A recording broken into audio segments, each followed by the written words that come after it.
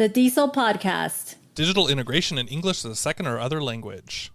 Episode 42, Using Data in Teaching and Language Learning with Mark Makino.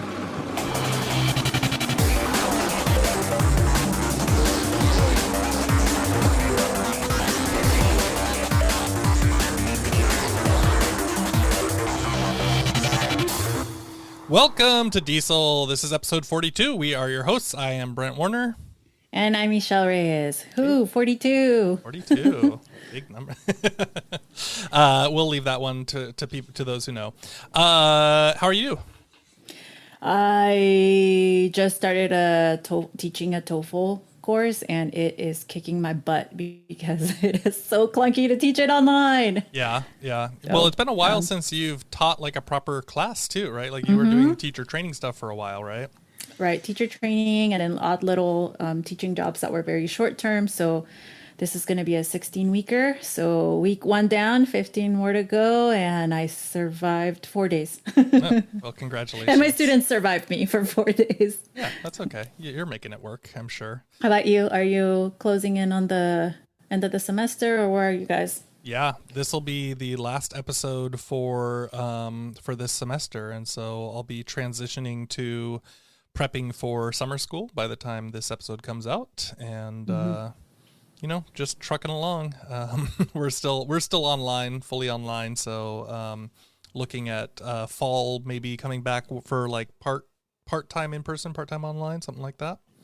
But yeah, interesting. Moving forward, so we'll catch up with that as it comes along. So here we go. So today we have a guest, Mark Makino. How are you, Mark? Pretty good. How are you guys? Good. Thanks for coming.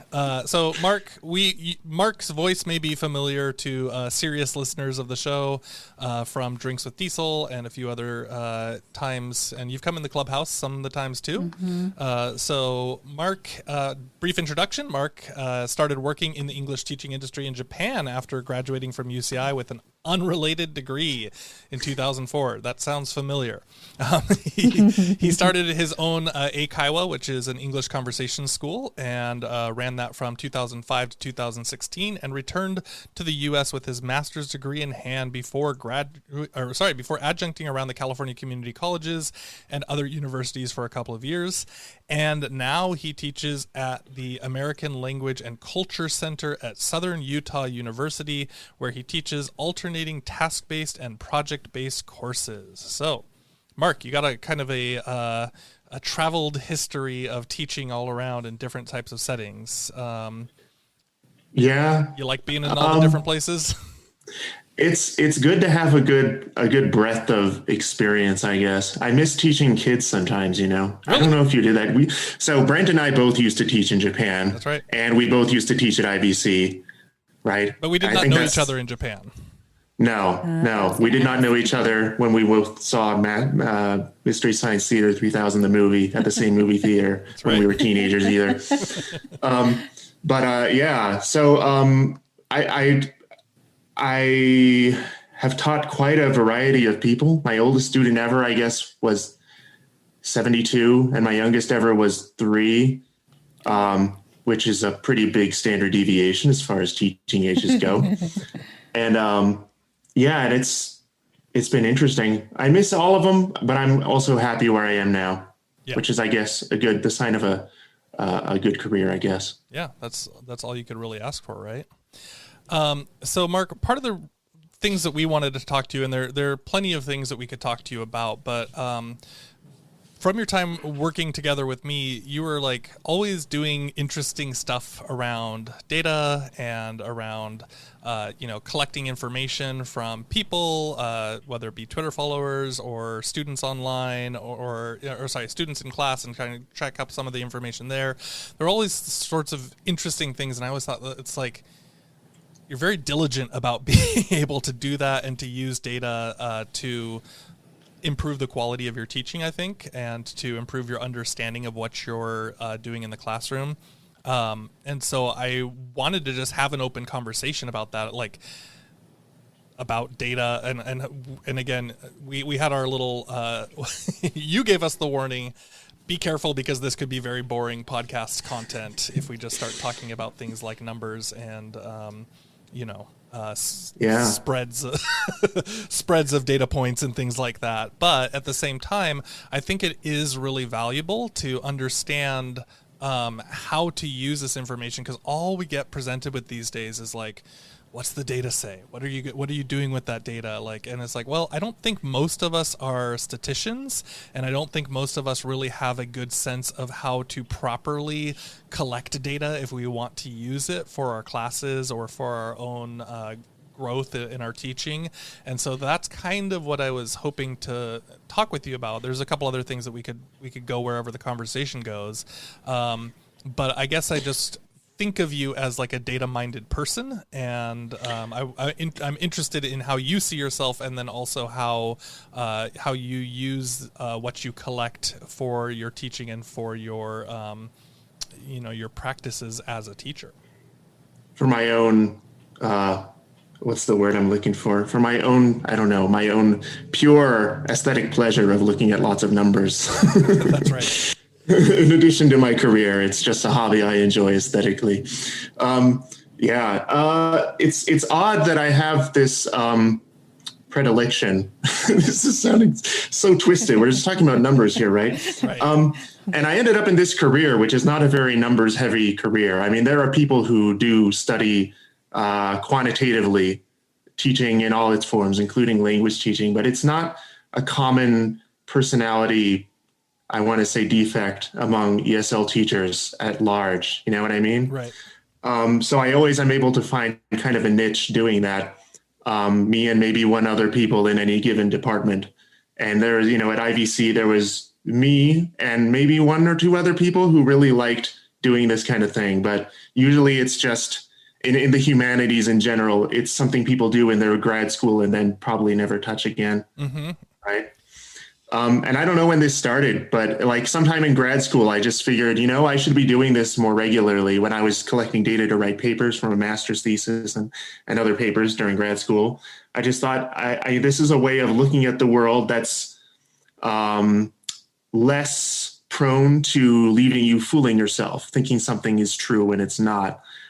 So I just started doing it sort of habitually, then collecting data on all my classes, and then just doing pretty basic statistical analysis just to see if the things that I thought were true were actually true, or if there were any surprises that I wasn't noticing just on my, first person recollection of the class I just taught or I was teaching. Yeah. So let's talk a little bit about that. 'Cause you just wrapped up class or two, I guess, and you kind of have done some stuff maybe recently. So let's just get some examples, because I think people might be going, well, wait, what are we talking about here, right? Esol herself. Yeah, no, I love spreadsheets and I like numbers and data and sorting things, but I'm not quite good at looking for patterns. So I'm actually very curious as to how you use this data, or when you're talking about this, what it actually means for the teacher. I guess I explain it like I'm 5. It's like you probably tell your students when they're writing, like you can start writing and get the ideas as you're writing. It's sort of like that for putting things in a spreadsheet, and just once you have the habit of doing that, you don't even have to have a hypothesis to start with. You'll start looking at the data and being like, oh, I wonder if this assignment actually predicted final grades as much as I thought it did. But once you have the habit of just dumping all your classes, so I use Canvas, and Canvas lets you export grading sheets as Excel files or CSV. I don't even know it's CSV, but it's compatible with Excel. And Blackboard lets you do the same thing. But, I started the habit of doing that back in 2015 or 16, and I've just done it ever since, regardless of whether I thought there was anything to look for. And half the time I'll have an idea, I'll think, did the final drafts, let's see, were the rough draft grades and the final draft grades correlated with each other, which is a question that I often have. And then other times I'll just do it out of habit and then not even look at it for a couple months and then come back later, or even at the end of a whole academic year and look across the whole year and look for patterns. But, sort of like writing, it's having the inclination to sit down and do it in the first place is sort of maybe more important.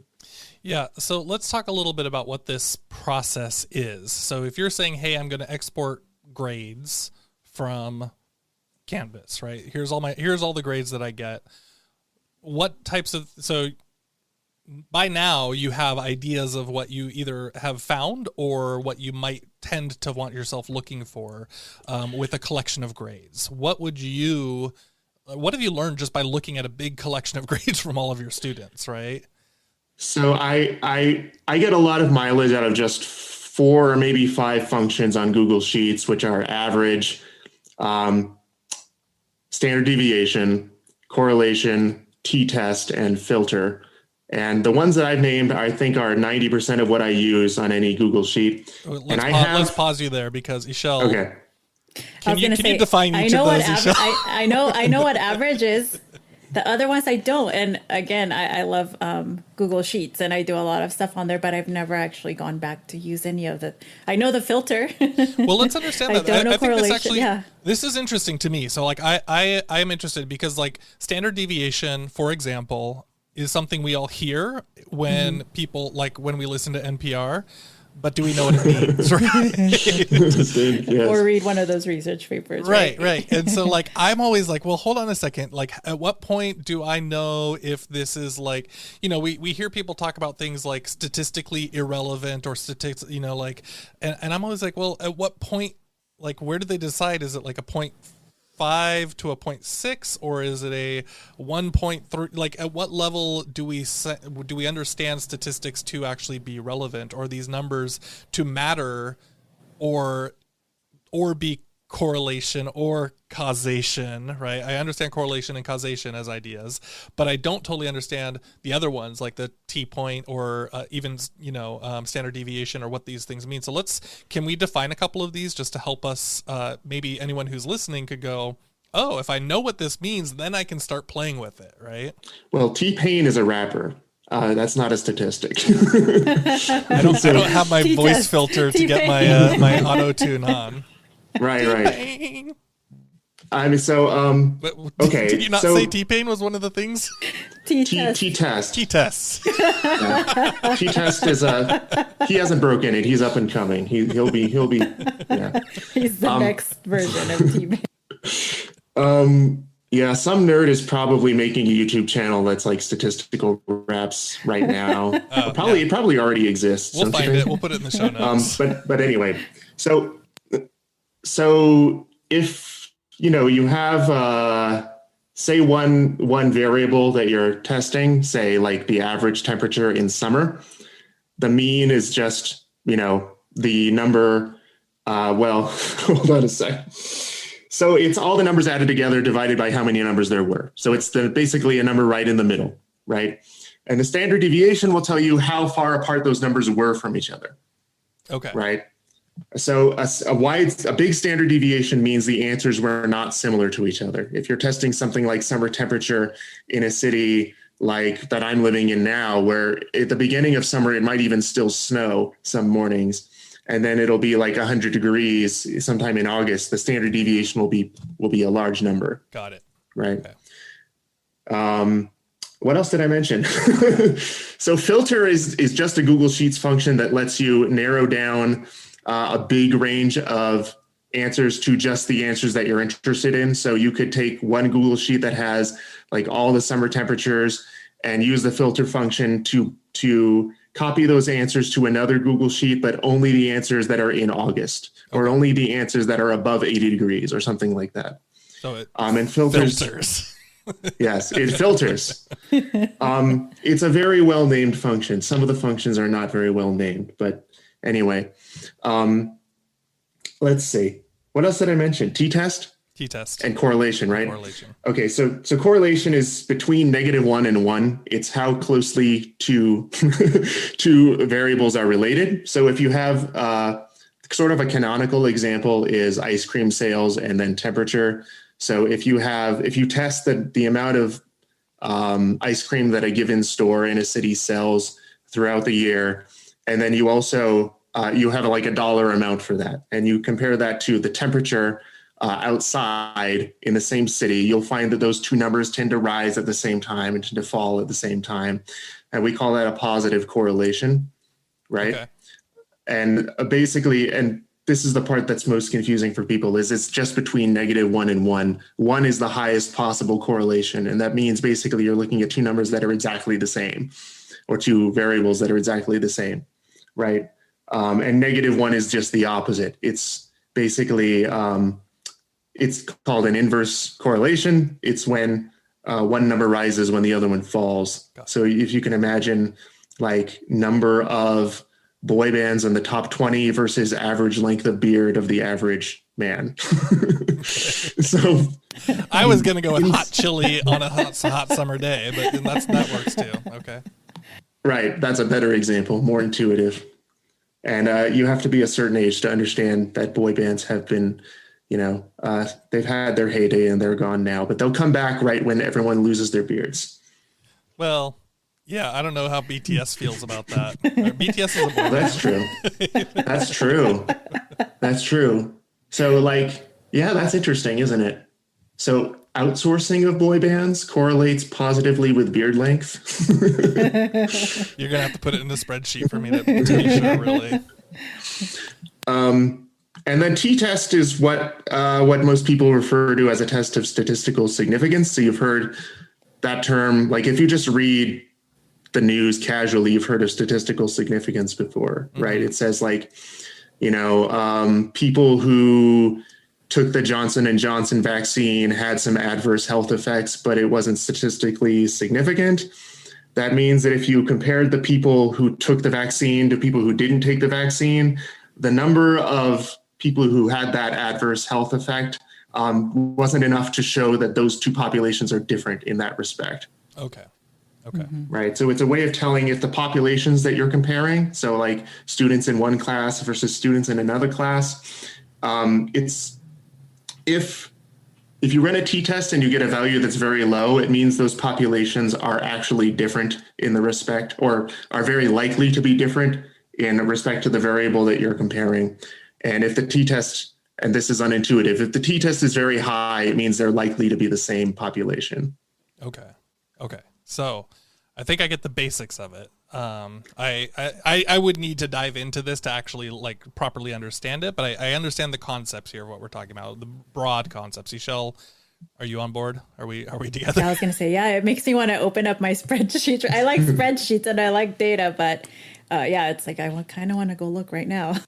Yeah. I mean, all of us probably did something with these during our master's degrees, and just filed it away somewhere in our whatever part of our brain that we don't touch anymore, right? Well, it's interesting because I was thinking, they taught us to do some of this stuff in our master's programs, or we had to do them for our, for our capstone projects or whatever we turned in right at the end. And we spent this time learning and figuring out these things, but I wonder if they really expected teachers to be using this on a regular basis, or if it's just because that's how the education system is set up to test us, for us to understand. It seems more like it's kind of setting people up to be researchers, which, Mark, that's your hobby at this point, right? But for the vast majority of teachers, there's still value in knowing how to do this, but we don't do it, right? I'm just at the cusp of, I'm at the barrier between people who know very little about statistics and people who know actual statistics, right, to the point where I can have a conversation with people from my psychology department, but they very quickly overwhelm me with new terms. So I'm not a researcher by their lights. And my aunt, who is a real PhD linguist, frequently comments on my blog that I'm not using statistics quite the way that she would.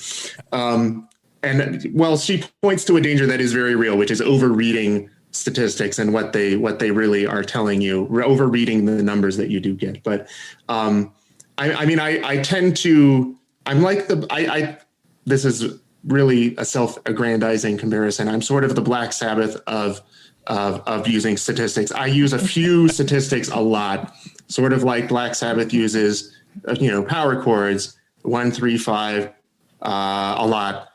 And I get the most mileage that I can out of those. Right. Perfect. I like using analogies that make my explanations more difficult to understand. Okay, so we get it. So how do you take this information then? So what are you using this for, like with your classes, with your students? How are you actually applying it then? So we get some of these basic ideas on what these statistics might mean, or what these numbers, or how this data might get collected. But then what is the output for you, or what do you end up getting out of it? So, I mean, this, I really should have been the answer to an earlier question, but I have a Google Sheet set up where the first page is just me copying and pasting whatever the output from the latest class was, the exported grade sheet from Canvas. And then sheets 2 through 10 are just computed automatically from the first sheet. So I have one sheet that I just dump all my class grades in, and it computes everything that I might be interested in automatically. And I share this on my blog, but there aren't very many people who are interested in this kind of thing. But if you want it, I mean, the link is on my blog, and I guess we can put it in the show notes or whatever. Yeah, I'm not allowed to say things like that. I'm not a host. I can't put things in the show notes. Oh, we'll put it in the show notes for sure. And you can also just speak it out right now. So if people are driving, they can go look at it on their phone at the same time. Wait till you get to a stoplight and then go to futurerealisreal.wordpress.com, which is, obviously I'm not paying for a premium account. Future Real is real. It's not a reference to Israel. It's is real. And then, so let's see, that's that Google Sheet that you can download and make a copy of and just dump your own class grades into. The first sheet after the first sheet. That'd be the second sheet. Yes, the second sheet. I forgot the word second. Thank you. That just figures out correlations of every assignment that's in your grade sheet with final grades. And it gives you all the positive, the very high correlations, and the negative correlations. And again, a negative correlation isn't something that you would normally expect to find in your grade sheet, because it means that the final grade was going down when the grade for this assignment was going up. Right. Okay. Or the inverse, right? So the grade for this assignment going down is associated with higher final grades in the class. And you don't ever expect that to happen, because it's not like the Mad Magazine board game where you're trying to lose points and that gets you a higher final score. Good reference, Mark. That'll bring in a lot of new listeners. But that does happen sometimes, and it's interesting to see when it does. In my classes, most commonly, it's extra credit that gets negative correlations with final grades. And that's because people who have low final scores are more likely to do the extra credit assignment. So it winds up being that students who have low final grades are more likely to get more points for extra credit assignments, but not always.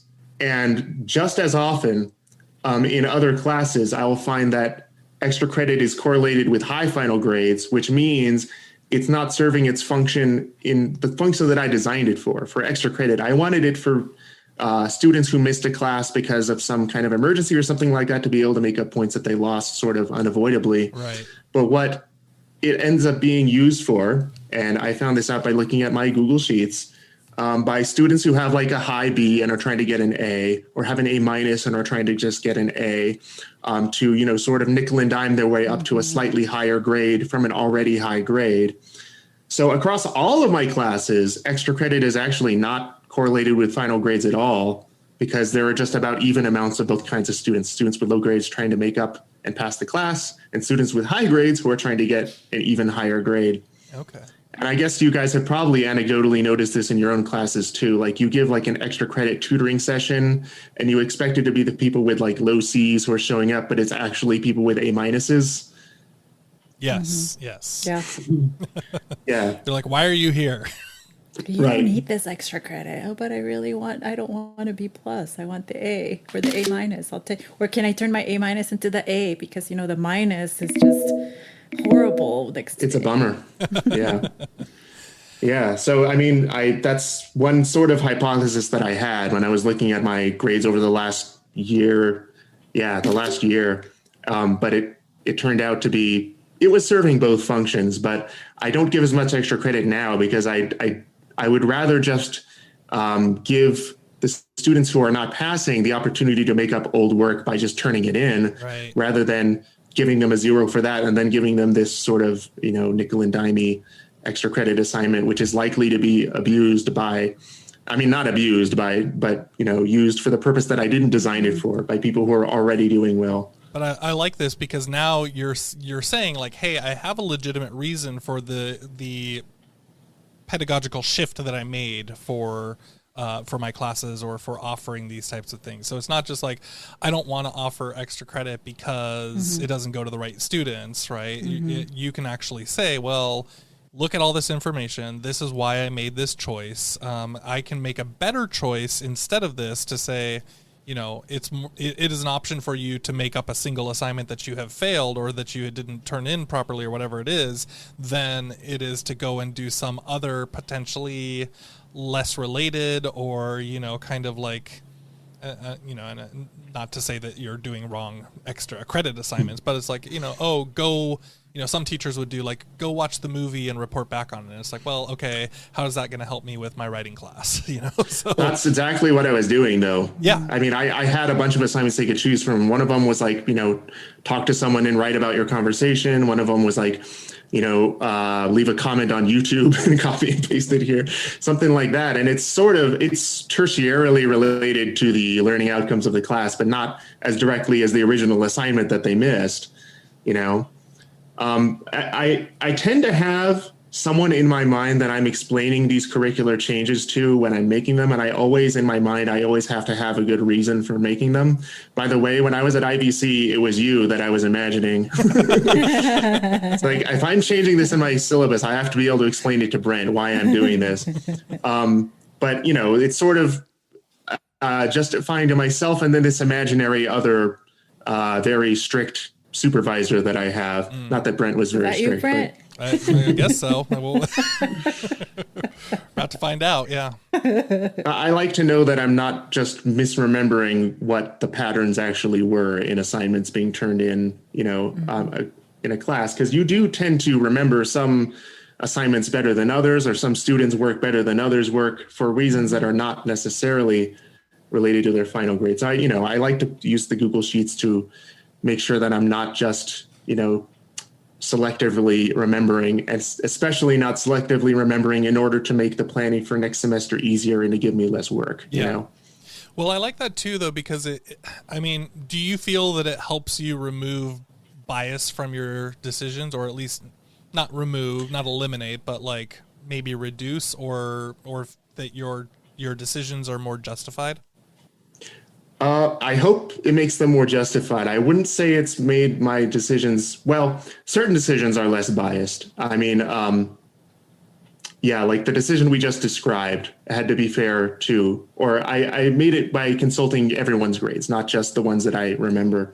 But let's see, let me tell you another statistic story, and it'll be sort of a cautionary tale about how you can introduce new bias into your classes by maybe, let's see, I would say reading statistics correctly, but, people could disagree, I guess. But so basically, I have a recurring pattern that's, let's see, I started looking for these after moving to my current university, but I don't know how long it existed before that, but it's basically that people don't fail my classes for getting bad grades on assignments. They only fail for missing assignments, right? And for me, this sticks in my craw a bit because I want grades to be valid. If you get a B, you have B English or written English or oral English or whatever. If you have an A, you're better than the B student at English, at oral English or written English or whatever, right, according to the learning outcomes that are in the syllabus. And if someone's failing my classes because they play too much Fortnite, it's a validity issue for my grades, because that's not a learning outcome in my syllabus, right? You cannot have friends in Taiwan who play Fortnite. Which keeps you up all night because they're in a different. Yep, I know the stories. Right, and I don't like this aspect of my. Well, I don't like this pattern that emerges in my grades, and I don't know how to get rid of it. But people fail my classes more because they miss assignments and get zeros than because they turn in assignments that are not good. right, that don't meet, the objectives of the class. Right. And I've been looking for this. I've had evidence of this piling up over the last year, and I especially was interested in it because of remote teaching. Like you guys, we started doing all remote classes last spring and carrying through fall. Now, this spring, they were sort of half remote, half in person. But anyway, it turned out that, so two very interesting findings for me was, one, the number of zeros almost doubled when we went to remote instruction. Okay. Right. And I don't know if you guys have anecdotally noticed this in your classes too, but people are less likely to turn in assignments if they don't have to hand them in on paper, or if they don't see your face, like, in person. It would be weird if a teacher were not turning on their camera on Zoom. So yeah, see your face in person. I don't know what causes it, but basically in remote teaching, the number of zeros doubled. And in my classes, getting a certain threshold of zeros basically guarantees you're going to fail. And I mean that statistically, not in terms of the number of points that zeros would necessarily lose you. But in my classes, if you miss 10% of your assignments, statistically, you're in a group of people who has an average grade of D. Okay. Right? Okay. And if you fall above that threshold, below that threshold, so you get zeros on less than 10% of your assignments, statistically speaking, you're in a group of people whose average grade is B. B as in boy, right? Mm-hmm. So 10% of assignments seems to be a very key threshold in my classes for some reason. And I don't know exactly why, but people who miss 10% of 10% of assignments almost always fail. People who miss less than 10% almost always pass. That's interesting. Okay. Yeah. And so I can see you're like, is it interesting? Yeah, no, because I'm trying to think how, go ahead, Brent. I was just thinking like, because now you're saying, well, hold on a second, just doing your work doesn't necessarily mean that you have the language skill that we're looking for, but you're turning everything in, right? It's frustrating for me because, let's see, you would hope that the difference between a B and a D student would be that B student is better at English than the D student. But it turns out that that's at least not directly showing up in my class grades. Mm. And I don't know, what other teachers might be having this problem, because we don't all go looking for these in our class grade sheets. But I'm getting the feeling it's probably a pretty common problem. And realistically, it's common in every college class, because it's never in the learning outcomes. Yeah. But it was interesting to me that 10% was the dividing line, because, theoretically, you could miss 10% of assignments and still get 90% of the points in a class. Right. But that doesn't happen. And then the last thing that I noticed, and let's see. The last major blog post that I made about these kind of statistics was just looking at where the zeros occurred, and if zeros that happened at particular points in the class were especially meaningful. And basically any zeros during the first third of my class is correlated with a big drop in grades. Any zeros meaning like a student doesn't turn in a single, like anything, even only one assignment is missed. Yeah. So like if they missed a kind of a throwaway worksheet, like a classwork worksheet, like they watched a TED Talk in class and wrote a reflection in class and just didn't hand you the assignment at the end. That's maybe a cherry-picked example, but any zero on any assignment in the first two weeks, which is the first third of my classes. My classes are only 6 weeks. Statistically drops your average grade by something like 20 points. Right. Interesting. It's interesting. Well, it's like you kind of have to process that, because it's like you would not imagine that, right? Like that's something you would probably only pull out of getting that data, right? Yeah, I think so. I looked for it and there it was. So, and if I hadn't looked for it, I probably wouldn't have found, well, that's the good tautology. If I hadn't looked for it, I probably wouldn't have found it. So you're talking about individual or individual assignments and how that affects the student's grades or what you thought would happen. But what about group work? What have you found there? So this is another thing I found just by looking at the statistics sheet that I produce at the end of every term. But basically, group work is a lot more likely to be completed. And so keeping in mind my aunt's earlier warning about overreading statistics, I don't know what the solution to this problem is. I can't just make every assignment group work because there's sort of a validity problem associated with that. Right. You want to know that your students can also work by themselves. So you can't just make every assignment group work because they're more likely to be turned in. But basically, group work is a lot more likely to be turned in. And over the last year, I've had a couple of instances where there were students who I am pretty sure checked out by week 2. Like they decided they weren't going to pass and weren't going to do any, weren't going to make any effort, turn in their essays, any of that stuff. But they would still show up to group discussions, which the students held on their own time in my classes, even like the last week of the term when they were, well below the threshold where they could possibly come back and make up and pass the class. They would still show up to group discussions and just talk to their classmates. And even did you survey why? like what's going on? I'm interested because sometimes I get that too. I'm like, there's no way you're going to pass this class, and then they just keep on showing up and sitting in the class and listening in. And it's like, I'm happy to have you if you think you can get some value out of it, but I'm like, I don't know what the value is to you. Yeah, I mean, it's purely on a human level, I guess. Like just the socialization aspect. Yeah, they want to still feel like they're part of the group, and those students can end up being pretty disappointed when they don't end up passing and going on with their cohort to the next level, And it's interesting. There's a bit of irony because I, as the teacher, watch their discussion and I know that those people tend to be quite lively in discussions and their classmates don't know that those students, I don't know if we're going to keep this in the, I don't want to make a FERPA violation here. Those names. Students, no names. There's a bit of irony watching these because they're often kind of ebullient personalities. Like they're bringing everyone up to a higher level in the discussion, and no one else in the discussion besides me, the teacher, and that student know that they're not actually passing that class. Yeah, that is an interesting thing. I had a conversation recently with a student who was quite clearly failing from my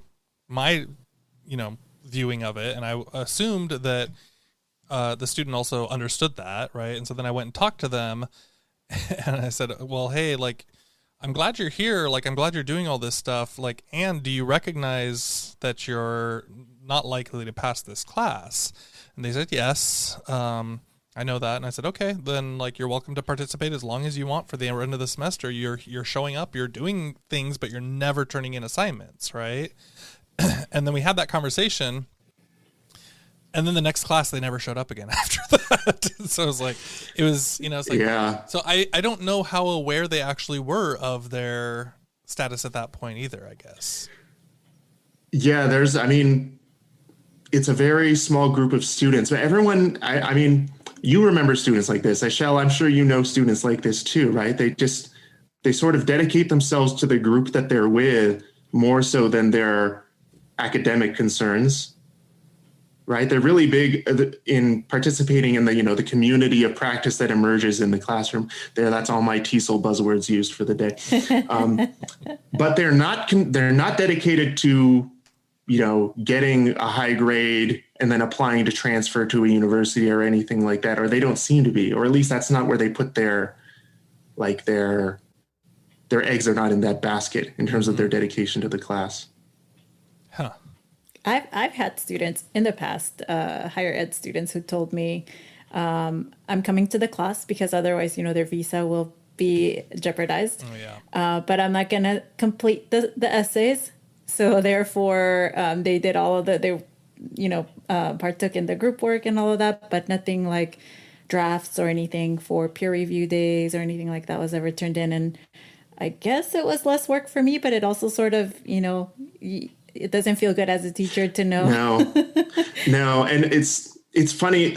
There are some milieu in the ESL world where teachers and students will be very upfront about expecting a class to be like that. Like everyone here is just here for a visa and they're working under their table somewhere for cash illegally. Right. And if you can manage to turn around a class like that and get some real academic good discussions out of it, you feel like an amazing teacher. But yes, most of the time, I don't know. It's the expectations are clear all around that it's not going to be an academic endeavor. So there's a lot to kind of consider here. And I want to just, Mark, because you have an expertise in one other area that's kind of related, which is the corpus and Coca in particular.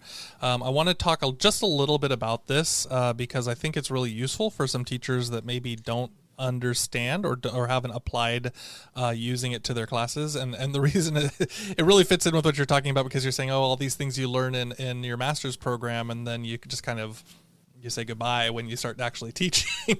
But Coca is like straight up, let's learn how to use this thing in the master's program. I had a whole unit, like subdivision class on it and all these types of things. But you actively use it with your students. So let's talk for a minute. First of all, what is Coca? What is the corpus? And then how do you use it with your students? So if you Google it, it's the one that's not the plant and not the soda.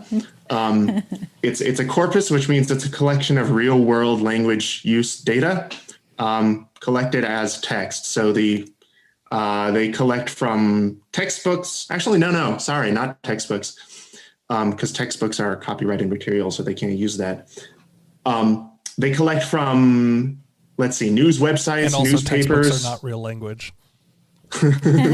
Well, I mean, there's someone I met at an DIESOL conference was making a corpus of textbooks, and looking at them for academic language, but he couldn't make it publicly available because all of the data in the corpus was copyrighted by Pearson or somebody else.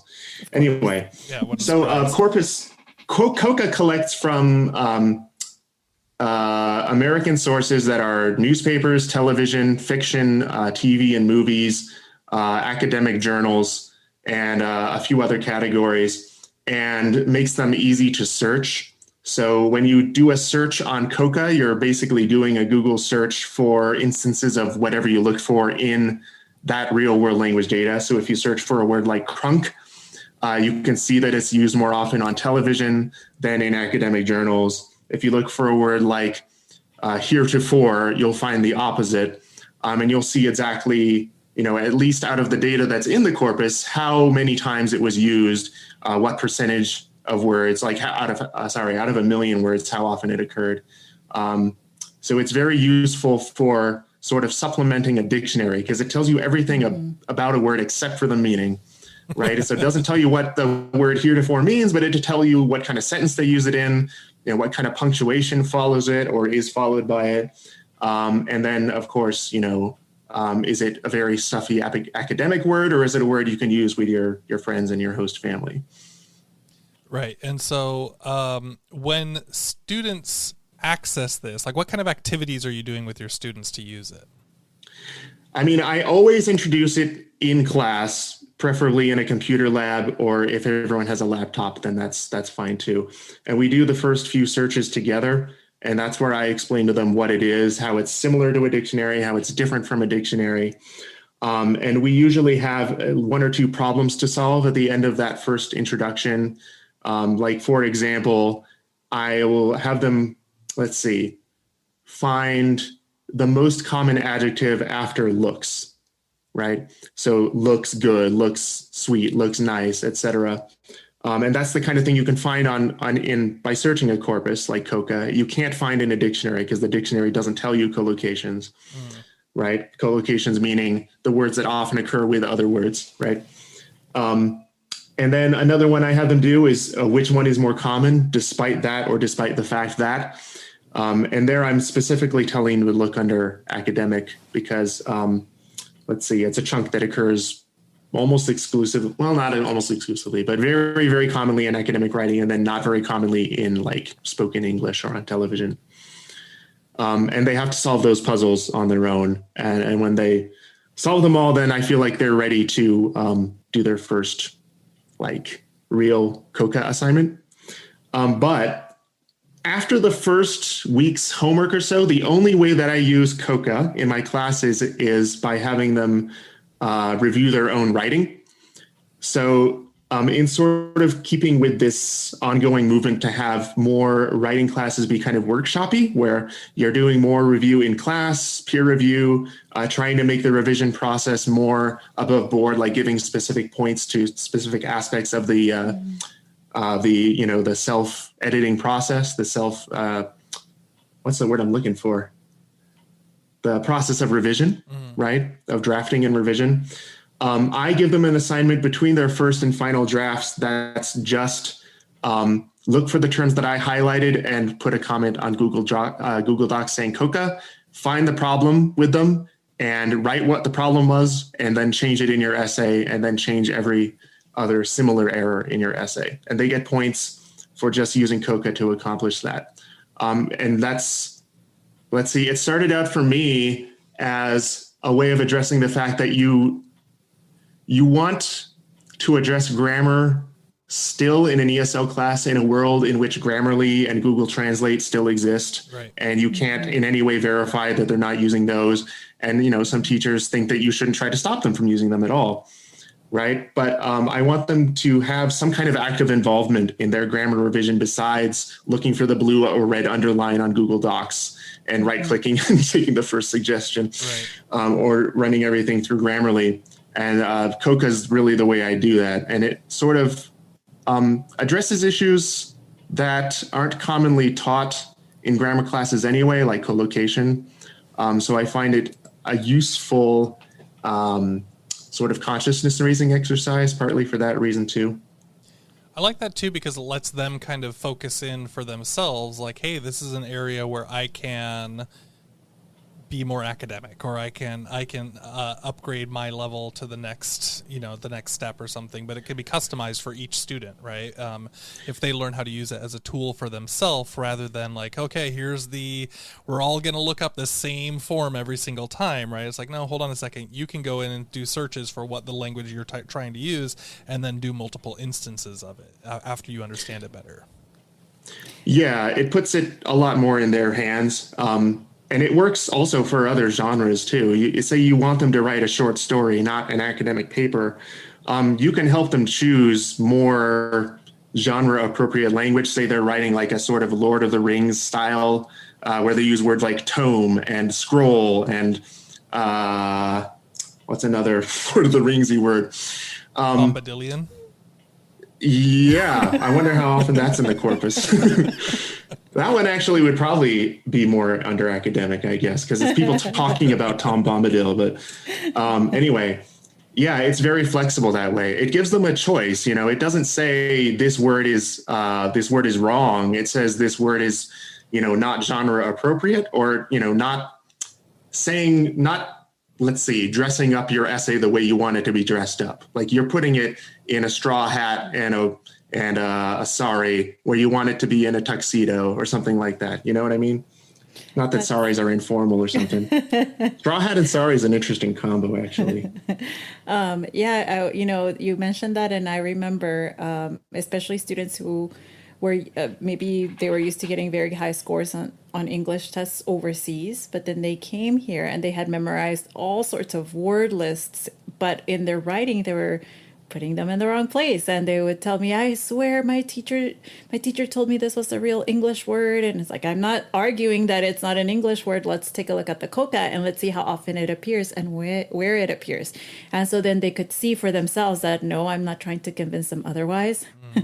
And it's a really good habit to instill in them, because if they're not sure how to use it on their own, they wouldn't go out and analyze, well, what type of word form follows this right. What comes before it, what comes after it, what can those kind of skills. But that's how I used to use it, and I like that you're having them write comments to figure out what's wrong with it after looking at Coca, because that definitely gives them more onus over their editing. Yeah, it's two things that you said I really like. One is it's very good at addressing things that a traditional, I'm putting up scare quotes here, grammar education does not cover, like collocation, like genre, like register or genre. And then also, I'm very big on making them show their work as far as the changes that they make, because Coca's like we all acknowledged, not that intuitive to use, and it's capable of giving you some sort of red herring type answers. So I really want them to show that they understood what they were seeing, and then help me understand why they made the change that they made given what they saw. There is a ton here to think about. I think we're going to let people just float and think on Digest. that. Yeah. Digest. Yes. In a Bombadilian fashion. After Coca.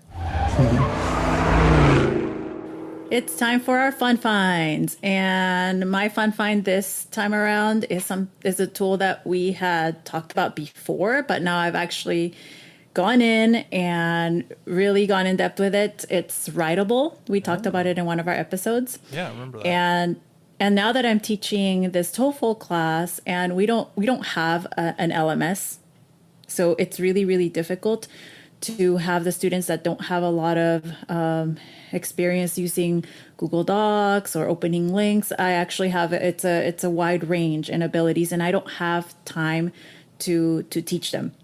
So I was just kind of, I had a headache on when I was thinking, how am I going to have them turn in their writing samples? Because it's actually really frustrating for a couple of my students to learn Google Docs. They just arrived here from another country, and everything is brand new. Like everything technology is brand new to them. So I can already sense on the first week the frustration. So I went in and I remembered, hey, we've talked about Writable. Let me go in and see how much of the prompts, the writing prompts I can customize. Can I put directions in there? And is it something where the student doesn't have to open another window to then send to me or upload? And I know that sounds to many of us, because we're techies and we do that already naturally, or maybe it's required by our institution. It sounds like it's a second nature type thing, but not so for many students from other countries. Right. So Writable was my solution. You can go in there and you can put in the prompt. You can add a video of the explanation if you want. So everything's within one window, and all the student needs to do is log in. The teacher can grade it from there. And I just thought, oh, that just saved me, because I was frustrated about how I was going to frustrate my students by trying to teach them this clunky version of submitting your assignments when they're already under a lot of pressure to pass the test. So Writable. And I also found that the free version lasts for, I think it's 90 days. And then you can purchase additional licenses for your students, but it's $1 a month per student. I thought you were going to say then you can log in with a different Gmail account. You could do that as well. Not that I'm advocating Don't do that. it. Support. No, but what I'm saying is $1. That's the price of. I happen to have a small class. It's 5 students. That's $5. That's cheaper than what my coffee would be daily, right? So if I need it for another month, I can purchase. I'd be happy to purchase the licenses at $1 per student. So very, very nice. Useful. So Writable. Cool. I went back to Trader Joe's. Sometimes my fun finds are from Trader Joe's. And I got grainless granola. Have you tried this one yet? This is no. I mean, it's exactly what it sounds like. It's granola without oats. So is it tasty? It's really good. And so they put it together in like chunks. I don't know whatever they're using as their binding agent. Like if it's some sort of honey or something. But it's they're good little chunks, and it's a nice snack. And then also what you can do is like I also crumble it over my yogurt in the morning, and so it makes it a little bit more filling of a yogurt too. So. If you're swinging by a Trader Joe's, grab up some grainless granola. It's very good. Mark, what is the filler if it's not oats?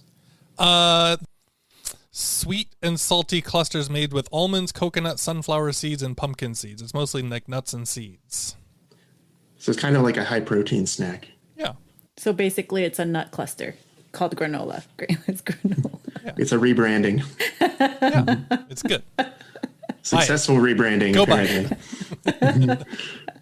Yeah, you reminded me, actually. I was going to talk about a video game, but I'll talk about something else instead. Let's see, I've got way more students now from the DRC, not the Democratic Republic of China. That's not Congo? the DRC, is it? It's Congo, yeah, DRC Congo. Congo. And then there's another Congo. Did you know that? There's a whole other Congo right across the river. But anyway, most of my students are from the DR Congo. And then a few are also from the Ivory Coast. I have a lot of students now from Francophone Africa, and they introduced me to foods that I had never heard of, let alone tasted before. Oh, did you get some of that chicken? I haven't had, well, I don't eat chicken, but the Gigi part sounds okay. But that's sort of related to that one of my students from Ivory Coast introduced me to a dish called sauce arachide, which is basically peanut sauce, but it's not like the Thai peanut sauce. It's a very rich, savory. It's like this is probably a Philistine's rendition of it, but it's like if you can imagine French cooking with a lot more peanuts in it. It's really, really good. It's very heavy, but it's very tasty too. And it can go with a lot of things. I think it's usually served with chicken, but I think I cook it with eggplants, and it's still really good. Is that something they brought from their home country, or you could easily find it in your... They don't share with me the stuff that they bring because it's too valuable. But they told me about it, and I looked it up, and I made a recipe from Epicurious or something, but it was still good despite the fact that an obvious non-expert was making it. But yeah, I recommend trying it.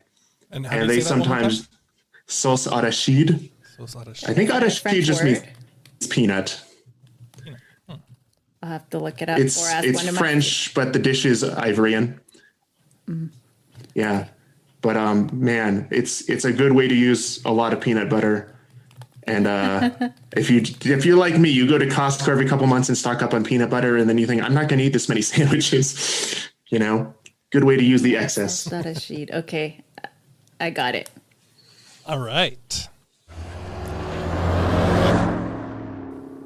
Thanks so much for listening to the show. You could win a one-of-a-kind diesel pin by leaving us a review on Apple Podcasts. And if you're giving us a shout out any other way, tag us on social media. I don't think we had any recent ones.